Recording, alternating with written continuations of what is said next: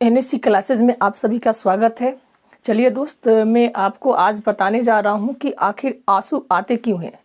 ठीक है, जब कोई दर्द या जब कोई इमोशन में रहता है तब आंखों से क्या होती है, आंसू बहती है। तो आंसू बहने के रीज़न क्या हो सकते हैं, आंसू कितने तरह के होते हैं, इसके बारे में हम लोग जानेंगे। इसके पहले हमने क्या किया था, एक वीडियो बनाया था ह्यूमन आइज़ के बारे में।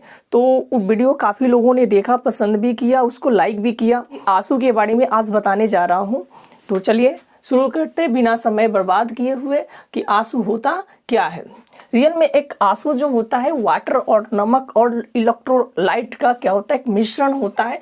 ये जो आंसू होते हैं ये 3 तरह के होते हैं, वेशल टीयर्स, रिफ्लेक्स टीयर्स और इमोशनल टीयर्स होते हैं। इमोशनल टीयर्स होते हैं। तो ये जो आंसू के आने का मेन जो रीज़न है, तो या तो आपको किसी दर्द से जूझ रहे होते हैं तब, या पीड़ित रहते हैं तब किसी दर्द से तो आंसू आता है, या आपको कोई व्यक्ति इंसान हर्ट करता है तब आपके आंखों से आंसू आता है, या आप किसी चीज़ को देखकर भावुक हो जाते हैं तब आंखों से आंसू आता है, या बहुत ज़्यादा आप खुश हो जाते हैं तब आपके आंखों से क्या होते हैं, आंसू आते हैं। तो चलिए वेशल टीयर्स क्या होते हैं इसके बारे में जानते हैं कि आखिर ये होता क्या है। तो ये जो होता है ये हमारे ये देख लीजिए, ये क्या है, एक आइज़ है। और आइज़ को मैंने क्या किया है, रियलिटी में एक यहाँ पर आइज़ निकाला है और फिर इस आइज़ को, और ये सिर्फ आँख के अंदर जो गोलाकार होता है, गोलीय नेत्र होता है, उसको बाहर निकाला गया है। तो देखते हैं, आप इसके ऊपर देख रहे होंगे ये दोनों यहाँ पर और यहाँ पर जो देख रहे हैं ये क्या है, लैक्रिमल ग्लैंड्स होता है। और ये लैक्रिमल ग्लैंड्स जो होता है यही आंसू क्या करते हैं, छोड़ते रहते हैं। और ये जो आंसू होते हैं ये सीधी आता है आपका लैक्रिमल पंक्टा में आता है। ठीक है, तो इस आंसू को हम बोलते हैं बेसल टीयर्स बोलते हैं। बेसल जो टीयर्स होता है यह पर डे 243 ml छोड़ता है।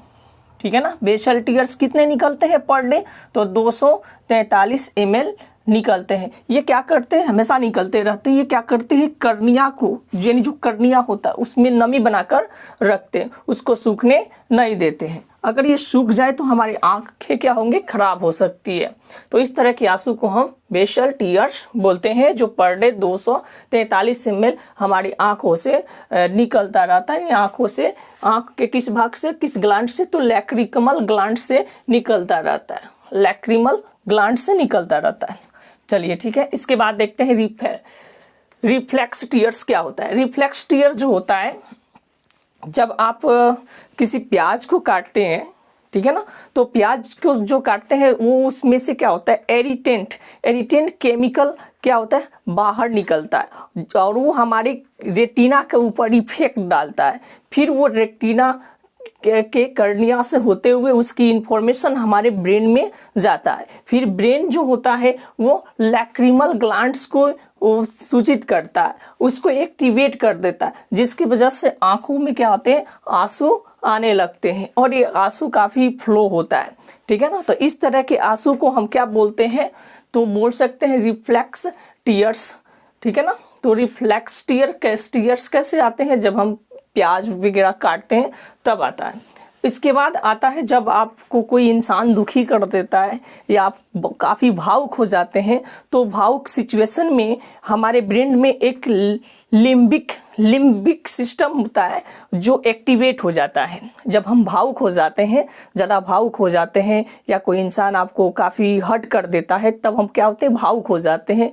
ठीक है ना, तो डिप्रेशन में चले जाते हैं। उस समय क्या करता है, लिम्बिक जो सिस्टम होता है हमारे ब्रेन में वो एक्टिवेट हो जाता है, और उसका जो इफेक्ट पड़ता है वो सीधे उसका जो मैसेज आता है वो लैक्रिमल ग्लैंड्स में आता है। फिर लैक्रिमल ग्लैंड्स क्या करता है, आंसू को क्या करता है, छोड़ने लगता है, जिसकी वजह से क्या होता है, हम रोने लगते हैं। तो इसे हम बोलते हैं इमोशनल टीयर्स।